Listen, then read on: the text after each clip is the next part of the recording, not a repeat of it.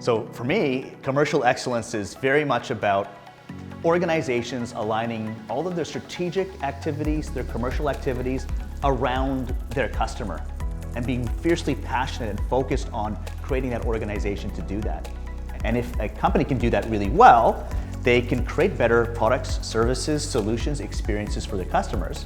And if they get that right, they should lead to more money and more sustainable profits. That's great, and this is the bit that I love about what we do together, right? Because I'm all about customer excellence. It is pointless for an organization to deliver great customer service or attempt to deliver a great experience if they don't have the commercial elements aligned internally as well, right? So this is where commercial excellence comes in. It aligns all of these disparate activities together in a cohesive strategy for the market and for the organization at the same time.